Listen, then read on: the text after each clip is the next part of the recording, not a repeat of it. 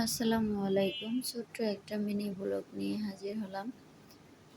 আজকে বেশ কিছুটা মুরগি এনে রেখেছি, কারণ প্রতিদিন মুরগি কাটতে কিন্তু ভালো লাগে না। এপাশে আবার কিছু টাকি মাছ আনছে।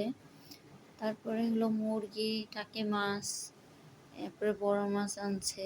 এগুলা ভাবছি সব কেটে ধুয়ে প্যাকেট করে রাখবো। তাই আজকে কোনো ভিডিও করলাম না, রান্নার ভিডিও। ইনশাল্লাহ পরবর্তীতে আমি রান্নার ভিডিও ছাড়বো। তারপরে কিছু গুঁড়া মাছ আনছে, এগুলো কাটতে অনেক সময় লেগে যাবে, এই জন্য আর ভিডিওটা করে হয়নি।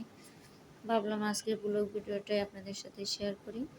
তারপর দেখুন আমি সবগুলো এরকম প্যাকেটিং করে রেখেছি। কে কে আমার মতো এরকম রোজার মাস আসলে কিংবা আমরা মাসিক বাজার এমনিও করে থাকি, এইভাবেই হচ্ছে প্যাকেট করে রেখে দিই, তাহলে সুবিধা হয়। তারপরে হচ্ছে কিছু বেসন ভাঙাবো। আমি এখানে ছোলার ডাল, অ্যাঙ্কার ডাল, মসুরের ডাল, তারপরে কিছুটা পোলার চাল, এগুলো আমি 2 কেজি ছোলার ডাল, 1 কেজি অ্যাঙ্কার ডাল, তারপরে হচ্ছে 2 কেজি মসুরের ডাল, হাফ কেজি পোলার চাল, এটা সবগুলো নিয়ে ভালো করে ধুয়ে রোদ্রে শুকিয়ে নিয়েছি। তারপরে বেসনটা ভাঙায় নিয়ে আসলো, তাও ভাবলাম আপনাদের সাথে শেয়ার করি।